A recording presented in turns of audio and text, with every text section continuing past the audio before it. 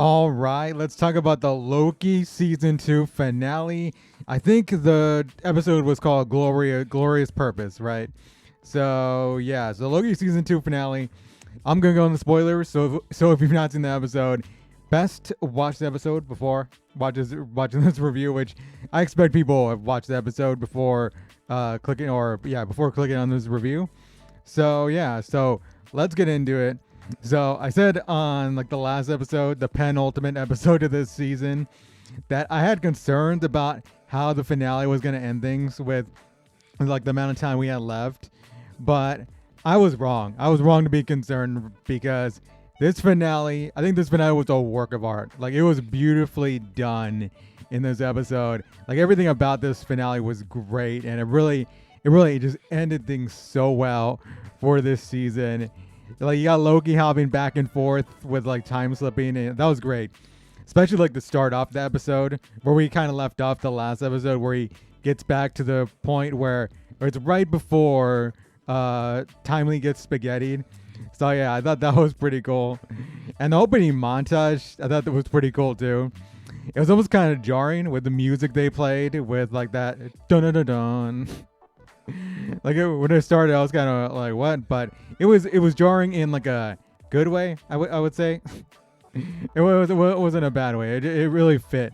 It really fit that like montage that was going through, and we have like Timely getting spaghettied over and over. So yeah, I thought like that was great. All that was great, and Loki having to go back and getting started sooner was also pretty great as well.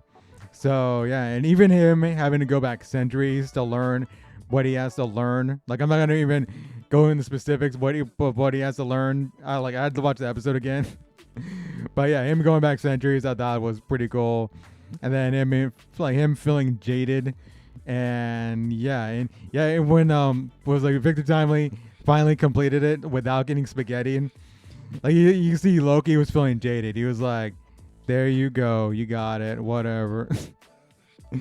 Like keep on going. Like he was talking so slowly, but yeah, he's been through it like almost like 1,000 times probably. And then after they completed it and everything seemed like a success, yeah, the loom was still overloading.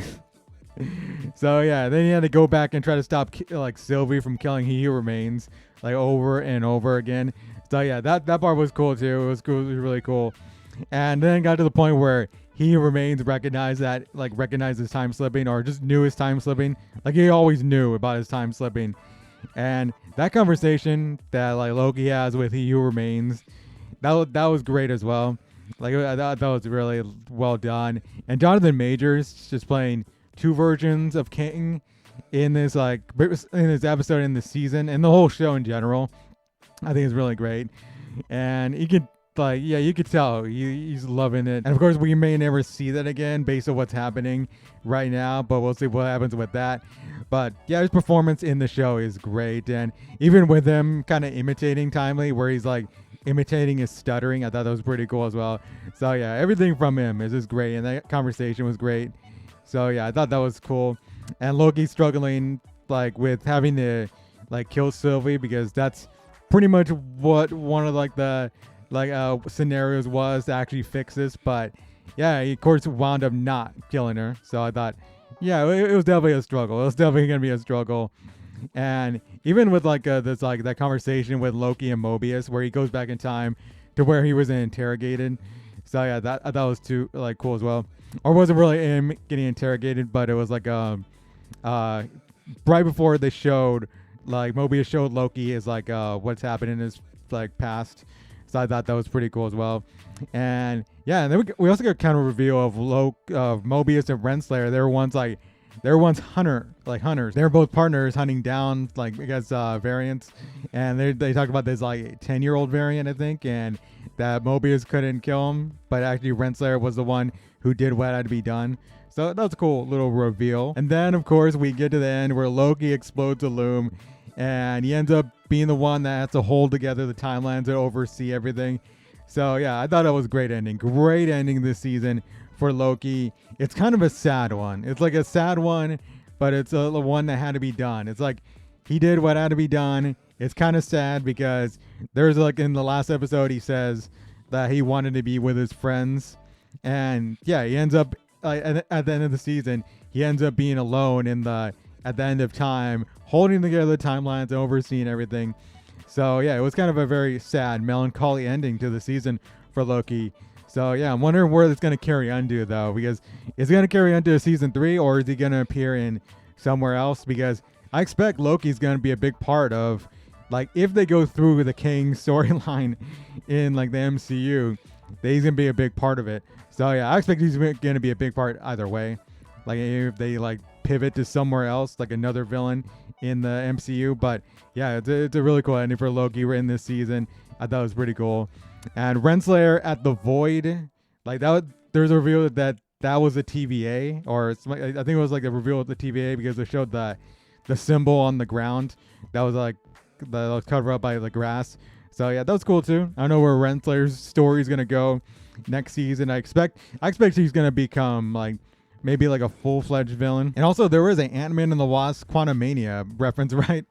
Where Mobius was talking about like I guess Kang's appearances or whatever, and he was talking about like there's one that happened in 616 adjacent, which I think was the quantum realm. I think it's referencing the quantum realm right there. But yeah, he says everything was settled with that, so we don't have to go in there and have to do anything. So yeah, that was a Quantumania reference for sure, right? But yeah, that was cool, and yeah, it was a great ending. It was a great finale for Loki right here. I think it was great. It built on, and it was definitely better than season 1. Like I'm not dissing season 1 because season 1 was also really good, but season 2 was great, and the cast was great as well. I mean, of course, Tom Hiddleston was great in it. Jonathan Majors was great. You got Sophie DiMartino as Sylvie, Owen Wilson in it, Kiwi Kwan, of course, Eugene Cordero as as what's his name, as Casey. Got like Wenmi